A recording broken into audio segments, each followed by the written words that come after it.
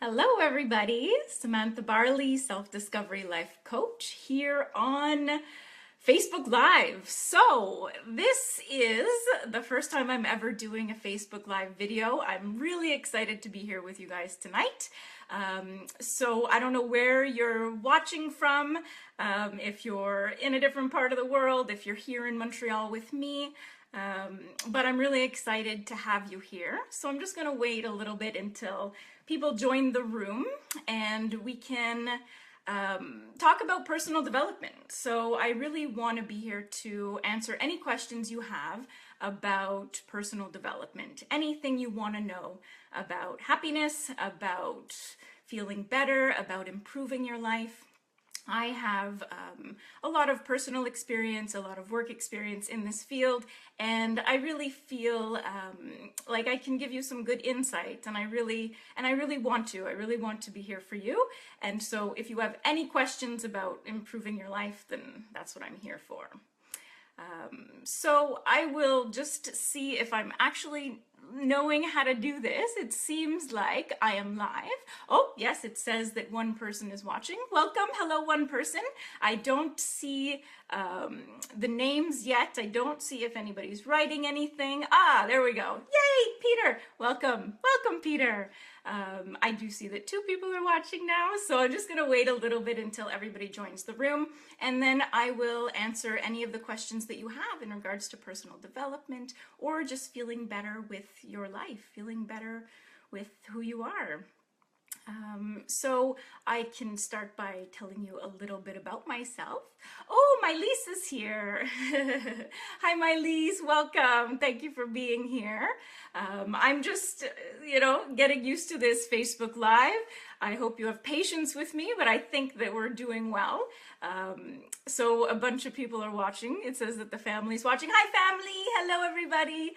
Thank you for watching. I hope that you guys have some questions about personal development. I want to answer them for you tonight. I know we only have 30 minutes. I'm used to having a lot longer with my clients. Yay, Jennifer, thank you for being here. Is Ginger watching? That would be fun. Yay. Okay, so I will tell you just a little bit about me while I wait for everybody to join. So I have been interested in personal development for, I don't even want to say how many years, but since I'm 18, I don't know, you can try and figure out how old I am. But so I've been interested in personal development since I'm 18 because personally I went through some difficulties. When I was younger, I had drug addiction problems, I had low self-esteem, I was depressed, I had family issues and many things like that. And at that time, I really learned that there was more. I wasn't sure at first. I wasn't sure if I was going to go down the right path or not. I had the option to, continue in the lifestyle that I was in or to do something about it. And I luckily had an internal voice. I had an internal voice that told me that there was more, that I really was not meant to be addicted to drugs and going down that path. And so at 18, I, got help and I got support. I went to rehab. I learned a lot there, and that was what really first got me interested in personal development. Since then, it's been many years, and I've learned so many things. I've learned so many things about loving yourself, about feeling good with who you are, about accepting that you're not perfect. That's a huge one. I think that is the biggest one that all of us tackle. Most of my clients, that's the biggest thing that they have difficulty with, is really accepting that you're not perfect, that you're never going to be perfect, and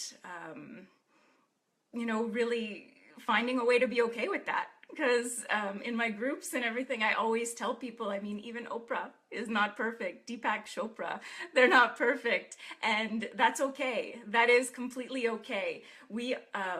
What we're really wanting to do is to perfect. I got this from Peter Hartman, is to perfect. We're in the act of perfecting our life. And so we are never going to be done. So where you are now is good. Where you are now is wonderful. You have qualities. You have good things about yourself. You have things that you can choose to focus on.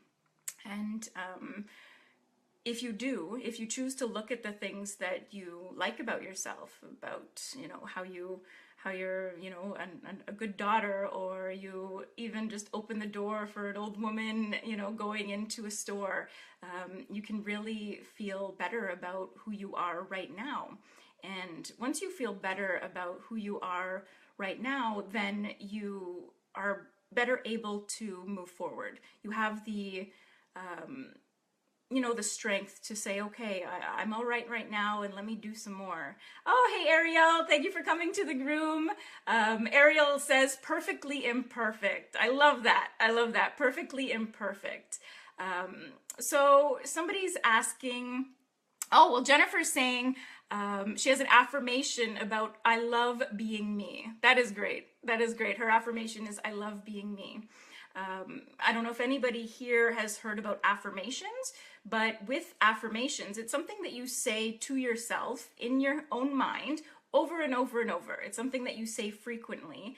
And the reason why you do that is because you're sort of changing the inner dialogue. You're changing how you've been talking to yourself. So I personally know from experience how somebody can be very hard on themselves. I know also from all of my clients what they've said is, that voice in our head is pretty intense sometimes, pretty critical. And so with affirmations, you are reprogramming yourself. You're putting something different in your mind. Instead of, saying, I hate myself, like Jennifer's saying, she says, I love being me. And that really changes your view. Not at first. At first it feels weird. At first it feels very strange. I actually learned about affirmations at that age, at 18, when I first got into it.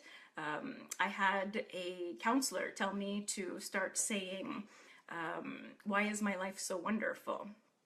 And I was like, what? Why am I going to say that?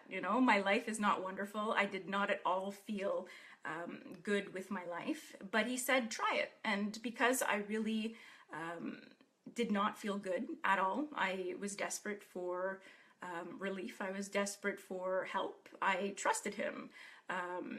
I said, okay, I'm going to try it. I'm going to try what he's saying. So I just started saying, why is my life so wonderful? Why is my life so wonderful? And he didn't say to answer the question. And so I didn't answer the question. I just kept saying it.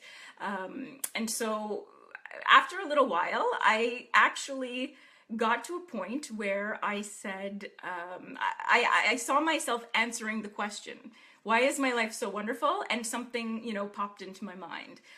One of the ones was, my parents are supporting me. My parents are really there for me.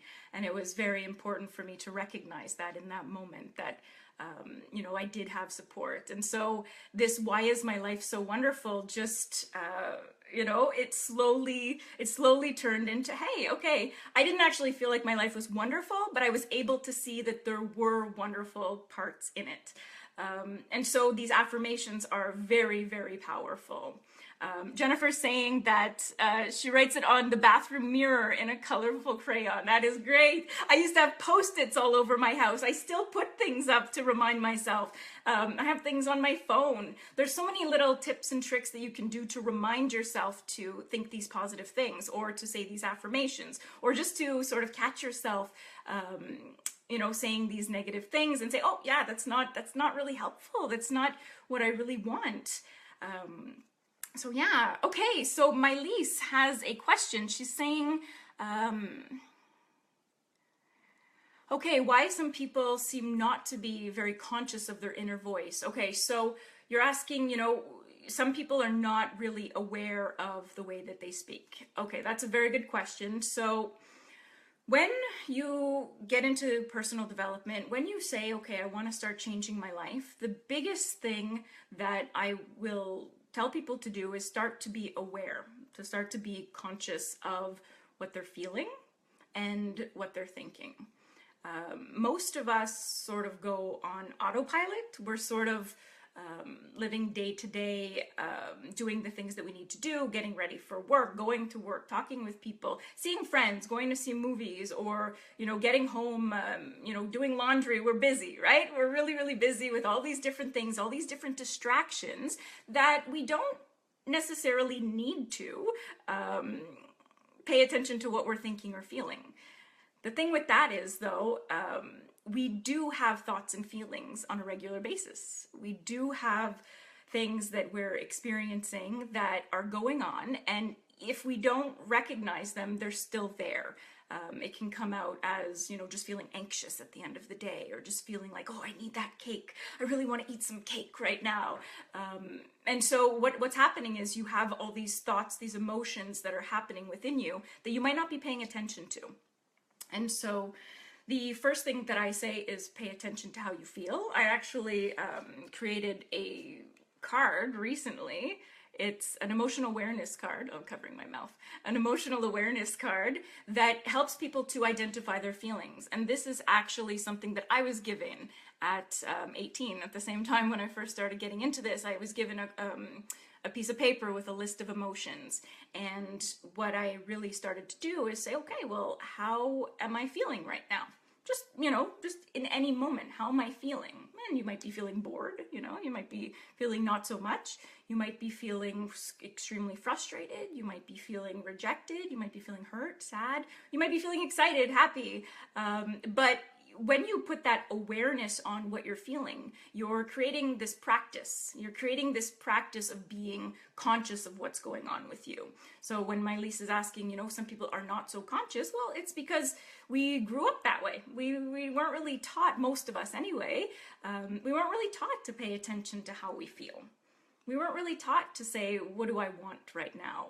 What do I need right now? What would I like to do with my day that would be productive or helpful?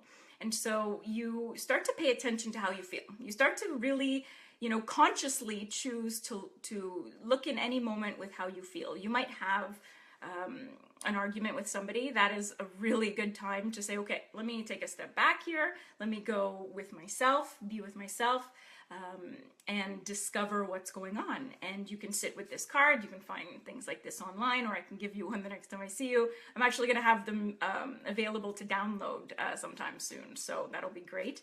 But you go and you sit with yourself and you say, okay, what am I feeling in this moment or after this fight? And you start to identify different emotions. You might feel rejected. This is one that often people feel at often one that I felt a lot is rejected. And when you start to identify your emotions, you become more aware of what's going on. So if you identify that, hey, in this argument or in this situation, I really did feel rejected, you get to sort of question that, maybe not in the moment, at that moment, you have to practice a little bit, but then you can get to a place where you're like, well, was I rejected? I feel rejected. That's how I feel, right? Our feelings, they feel so true. They feel like that's definitely what's happening. But sometimes it might not be the case. I mean, it doesn't mean that you're not feeling rejected. You feel that way. But with this practice, you sort of get to look at it and say, well, was I rejected in that moment? Was this person rejecting me? Let me think about it. What do I know about that person? How do they normally treat me? Oh yeah, I think they're actually pretty busy, They're pretty busy. I don't think they're really rejecting me. And you get to sort of look at it. You get to sort of see it a little bit more clearly. And then just by identifying that, hey, in this situation with this person, I felt rejected, but I'm actually not being rejected. They are not saying, no, I don't want to talk to you. They are actually busy. And, once I identify that they're busy, then I don't necessarily feel so bad. I don't feel so hurt. I don't feel so sad. I don't feel so rejected. I have more of an understanding of what's going on. Yes, that was my initial response to the situation. In the initial response, I felt rejected. But then by spending time with myself, by asking myself, how do I feel? What do I think about this? Questioning it, self-discovery, I really got to a place where I can say, oh yeah, I'm not rejected. That's good. I feel better right now. Oh, good. Yukiko, welcome to the room. Thank you for joining. And Jennifer saying the card is held. Yeah, great idea. Thank you. Thank you. Yay. I'll give you one the next time I see you on one of the walks. Yay. Yeah, so I hope that answered the question about why are people not necessarily aware. It's just practice. It's just avoidance, you know. A lot of times we even want to avoid those emotions because they can be painful. What I'm suggesting can cause pain. It can cause some hurt. It can cause sadness by paying attention to them. But by paying attention to them, it might be painful in the moment, but in the long run, it really will help you. And even by identifying your feelings, like what I'm saying, there's often a sense of relief in just that moment. Okay, there's questions. How can we effectively practice to change our perspective on a different situation or see it different points of view? Good. Okay, let me just take a sip of water here. This is fun. This is great. What time is it? Okay, 15 minutes. Yeah, you got 15 minutes to answer the questions. Okay.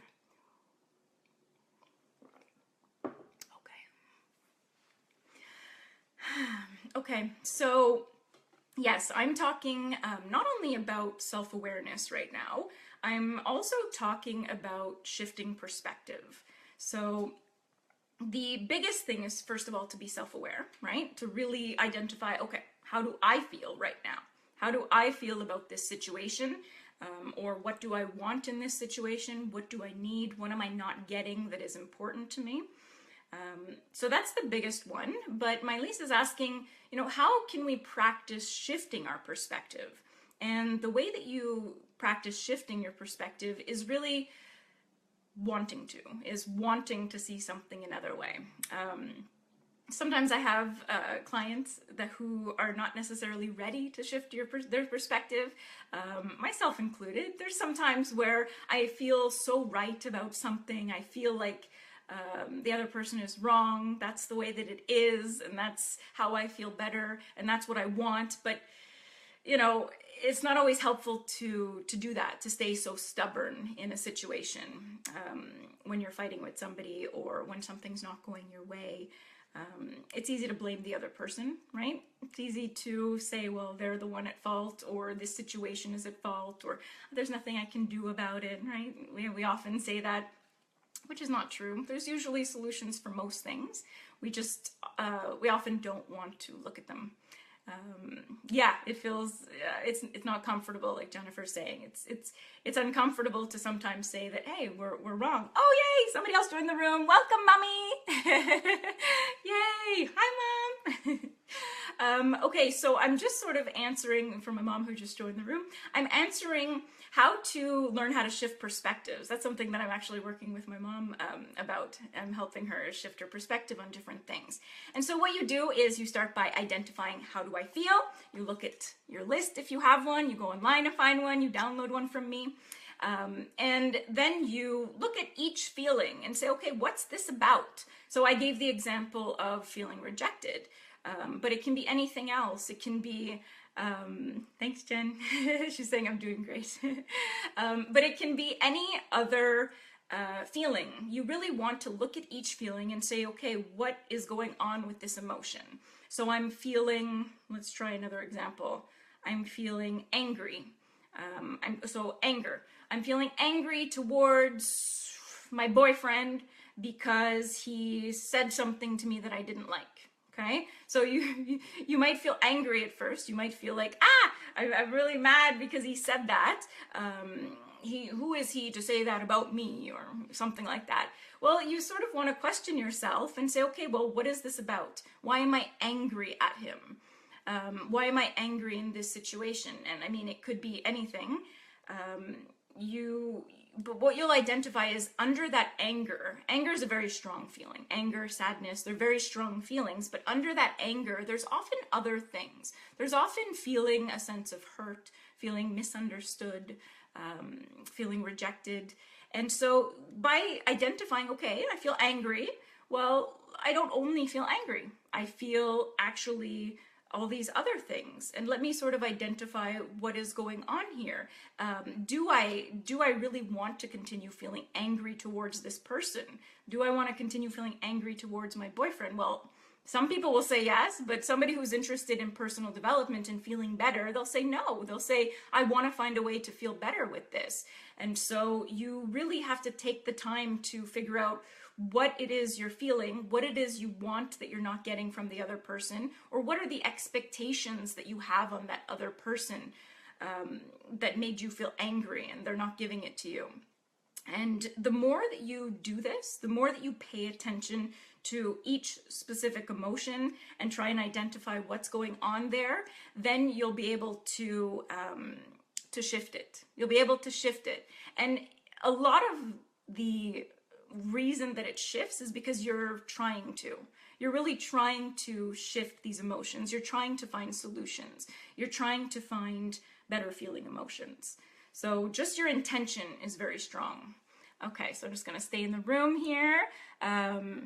Okay, yeah, Jennifer. So you're talking about meditation, how meditation can shift perspectives. Definitely. I totally agree with that. So if anybody here hasn't heard about meditation, you've probably heard about it, but maybe you've never practiced it. Meditation is a good way to calm yourself down. We often have a lot of emotions going on. We feel a lot of things throughout a day or interacting with other people. Meditation is a time where you quiet your mind. You really have an intention of quieting your mind and paying attention to how you're feeling and getting back to you. So when you meditate, there's tons of different forms of meditation, but one of them is a simple relaxation technique, is just paying attention to your breathing. So, being with yourself, paying attention to your breathing, and doing your best not to continue with your thoughts. Your thoughts are not going to stop when you meditate, and that's one thing that people think is, oh, my thoughts, I have to stop them, I have to stop them. No. You're not going to stop your thoughts, but you're going to choose not to pay attention to them so much. You're going to remind yourself, oh no, let me come back to my breath. Let me come back to my breath. Let me come back to here and now.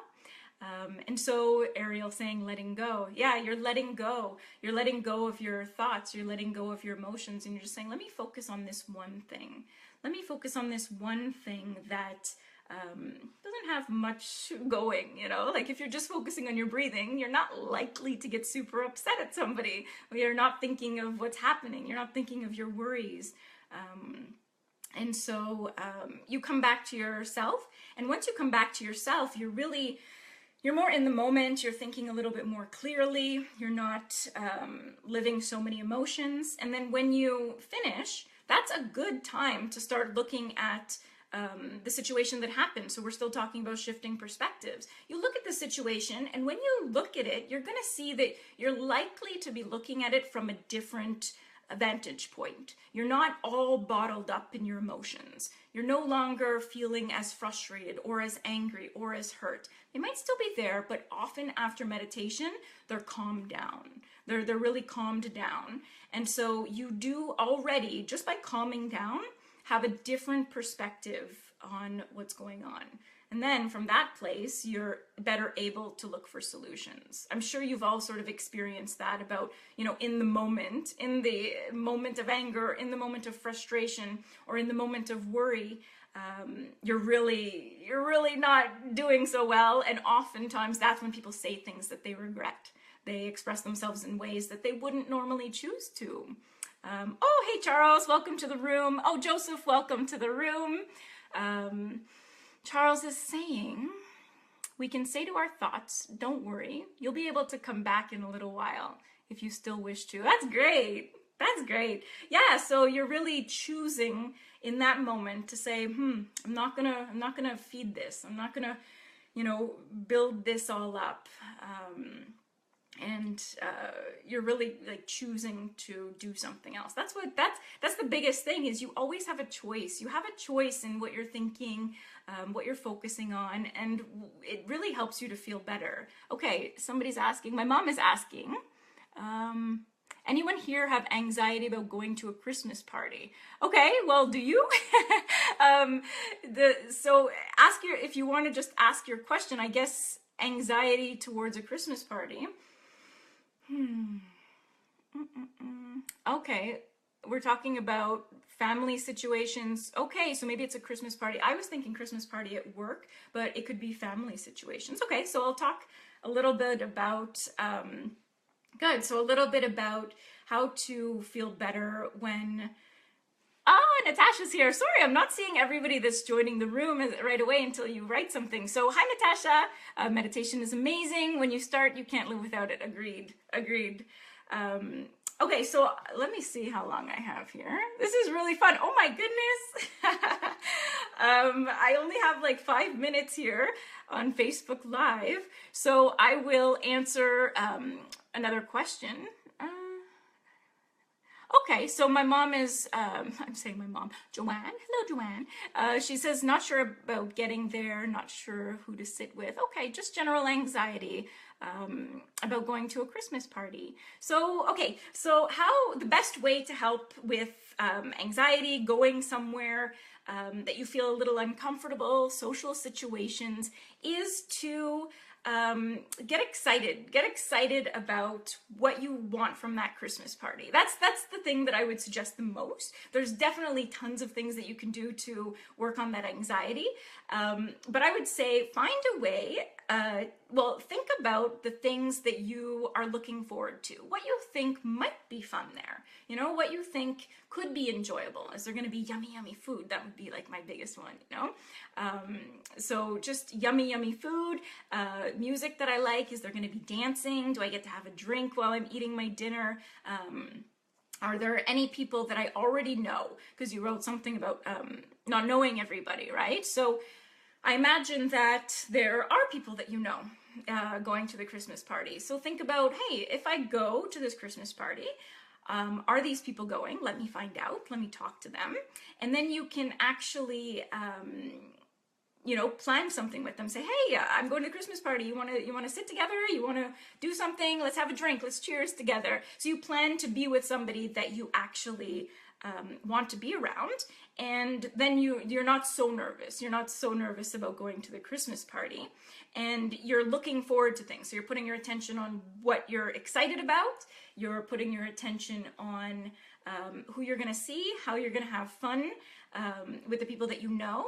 And then you can also talk to yourself and say, hey, there's going to be a lot of people that I don't know, but what would I like to get from these people? Because, I mean, not everybody wants to socialize, but you are in a social situation. You obviously want to go to this Christmas party. And so you say, well, what would I like? Like, what would I like to do? Do I want to play a game? Do I want to try and remember everybody's name? How do I want to present myself?